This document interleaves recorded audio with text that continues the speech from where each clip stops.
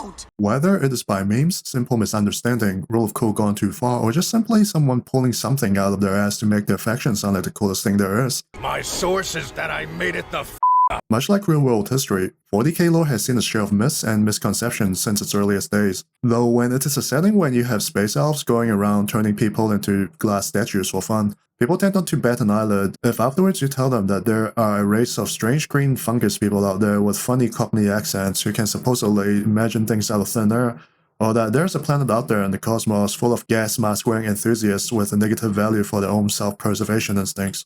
And with literally hundreds of books, who's to say that these things never happened? Not to mention that some of the memes that came out of these myths are pretty awesome, and golly gosh, I want some of them to be true. Make this happen, GW. However, there are some that are really getting out of hand or just interesting to talk about in general. So in this video, I will go through some of my favorites that are in need of correction.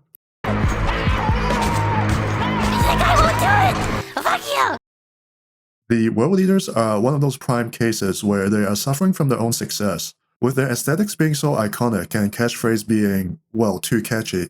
Blood for the blood god! Blood for the blood god! Blood for the blood god! That it is easy to forget that they are more than mere base-roving madmen who can only think about ripping and tearing things apart until it is done. The world leaders are a faction with a surprising amount of lore depth, with compelling stories that move several of the most well-known 40k plotlines and with cool characters to boot.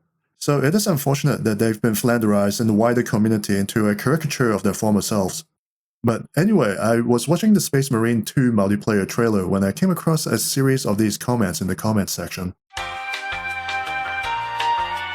which I thought would give me the perfect opportunity to address a pet peeve of mine about the World Eaters, because the World Eaters do make extensive use of heavy ranged weapons in the lore. These are primarily represented by the Red Hand/Ravagers during the Great Crusade and Horus Heresy, and the Teeth of Khorne Havocs in the 42nd millennium.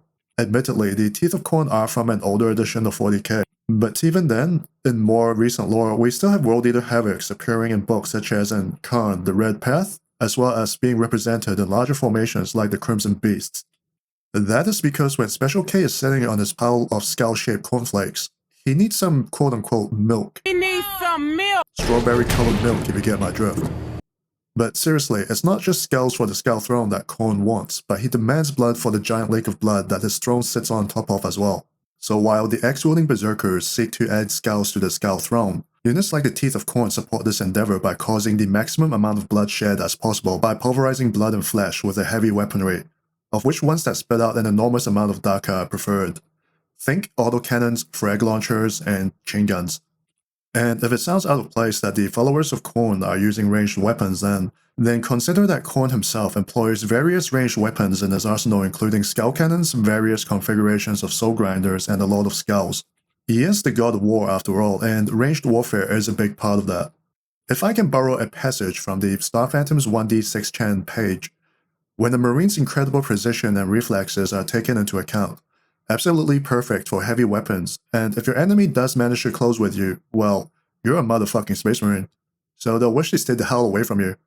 And in this case, it's just not a motherfucking Space Marine that the enemy have to deal with when closing in on a, quote, heavy support unit, but a motherfucking unit of Khorne Berserker. Imagine trying to shut down a firing line of Chaos heavy weapons by bayonet charging them, assuming that just because they're range focused that they'd offer as much resistance in melee as the Tau or something, before finding out later on that the troops just charged bayonet first headlong into a formation of World Eaters with the Butcher's Nails and everything. Coincidentally, this was how I played my World Eaters in 8th edition, but that's a story for another time. With all things said, I feel like this one is one of those misconceptions where it's not entirely GW's fault at all, as the World Eaters are one of those factions where various authors have gone out of their way and tried their hardest to give depth and layers to, lending them nuance outside of them being just raving madmen. However, this is one of those cases where the Chain X goes brrr meme is just too entrenched. Not to mention how they're often portrayed in popular culture. Angron removed parts of his brain that didn't make him angry, so he could be angrier. So this myth has been going around since 6th edition and perhaps earlier, and it still makes an occasional round on forums like Daka and Reddit. And from my own personal experience, it is one of those most prevalent Imperial Guard myths, alongside the Baneblade being used as a light scouting tank during the Dark Age of technology. Most of you have probably heard of this one, but for those who haven't, it goes something like this. Despite the Leman Russ's rudimentary appearance, the Leman Russ tank is a surprisingly sophisticated piece of hardware, and while its official top speed is absolutely abysmal, that is mainly due to the limiter placed on it by the Adeptus Mechanicus. And when these governors are taken off, the Leman Russ tank can go in excess of 60 kilometers per hour. That is 43 miles per hour for you burger people out there. And this is partially true, as while the Leman Russ is a thick, hefty box on tracks, it has been stated that it has great maneuverability due to its incredibly reliable engine and regenerative steering, which allows it to perform almost balletic maneuvers. What makes this missile believable is that it fits into the theme of the Imperium very well, as a lot of Imperial hardware outwardly look incredibly archaic and outdated at a glance, but at the same time are incredibly advanced. It is due to how long this myth has been around that it has been taken as straight fact for decades now. But as far as where this fact came from or whether it's true or not, nobody could reliably pin down a source. But hey, it's on the wiki, so it must be correct. I really don't like the main wiki, by the way. It does not attach any citations to any of its sources, and it makes... On my part, I have gone through all the sources listed on the Warhammer wiki, and not one of them gave any mention to the Leman Russ's fabled top speed, or any mention of speed governors being used in general. My personal theory is that this is one of those myths that became popular and widespread due to it being entangled with how things work in the real world, as some modern tanks in real life do have their speed governed, the most famous of which is the M1 Abrams, which, if rumors were to be believed, it could go over 40 miles per hour when its governors are turned off before a battle. However, after spending some time researching outside of the cited sources, I found out that this myth does in fact have a citable origin. And funnily enough, it is not found in any of the Imperial Guard Codexes, books, or the Imperial Armor books. It was a passage mentioned in passing in the Chaos 2nd Edition Codex. Not from a loyalist. And it easily escaped many people's eyes, as it does require you to do some rudimentary maths to glean any information out of it. So, I guess it's not a misconception then, I guess? Well, sort of? Because in this case the source is quite old, and the superseding lore, namely from the Imperial Armor book, are quite concise and in-depth. Definitely a lot more concise than a passing passage, so if anyone ever needs a standard of what a good, acceptable retcon looks like, then I guess this is one of them. However, this was once valid written lore, and written in a codex no less, so I wouldn't call it a myth either. What's more, from all the sources that I've gone through, there was still no mention of a speed governor, so I feel like that part is definitely made up. Unless someone can correct me down below in the comment section. Come on, kill me, I'm here! So what did Mythbusters call this? Partially busted? I forgot, it's been too long. Follow me. Yeah, I don't even know where to start with this one. For a faction with only a few books covering the Death Korps, it is crazy how many memes grew out of them and so quickly.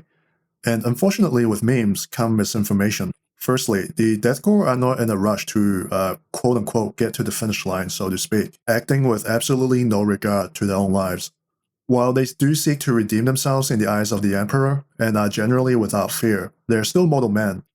And not only that, they have been known for fragging their own commissars who were in the process of trying to prevent the Kriegers from retreating. The most famous example of such a scenario was in Imperial Armor Volume 5, where the 158th Regiment of the 12th Line Corps routed due to heavy heretic resistance. This was not only a mass rout, but multiple commissars were fragged by their own men while in the process of doing their duty. A shameful display! Overall, there are a few books that feature the Death Korps, like the Siege of Rex and the Fall of Orpheus from the Imperial Armor books, the Greater Good from the Cyphers Cain series, and the Walking Dead. And within the thin list of books, only the Walking Dead book features the Death Korps anywhere close to the death-seeking lemmings that is often characterized by the community. Whereas in the Cyphers Cain books, you even have the Death Korps soldiers acting rather socially with other regiments without any of their trademark roboticness. At the end of the day, sending men over the wall to bayonet titans is an inefficient use of manpower, and a good Krieg commander will seek to squeeze every drop of utility out of these men before they expire. In this regard, Death Korps commanders are more statisticians than butchers throwing men into the grinder like scraps off their plate. Be mindful of the quote, "Life is the Emperor's currency, do not waste it." And speaking of bayoneting titans, until recently in games like Darktide, there were no evidence of Death Korps soldiers using shovels as weapons in any of their literature. Sure, they'll likely use one in the pinch, but the bayonet is their preferred weapon in most situations. After all, the Imperial Guard are equipped with bayonets that hold a monomolecular edge that does not need sharpening. which is much more effective in combat than an entrenching tool.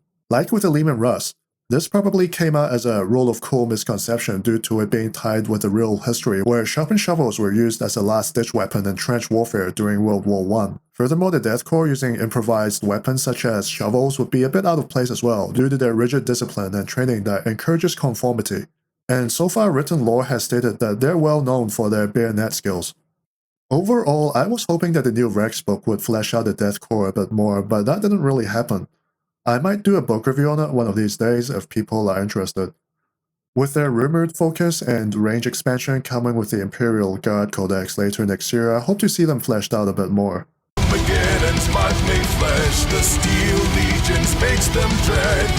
I hope you guys like this video. I found that I enjoyed doing audio narrations with my Ragnarok tank video, so I plan to do more of these once I finish fixing out my audio issues. If I made any mistakes, feel free to comment in the comment section down below. You know, busty myth-busting videos, so to speak. Or if you have a video suggestion of your own, you can do that in the comment section as well. I enjoy reading every single comment on my videos, and I appreciate everyone who take the time out to write a comment. And of course, if you like this kind of content, do consider liking and subscribing. I'll see you guys real soon, so until then, take care. Bye-bye.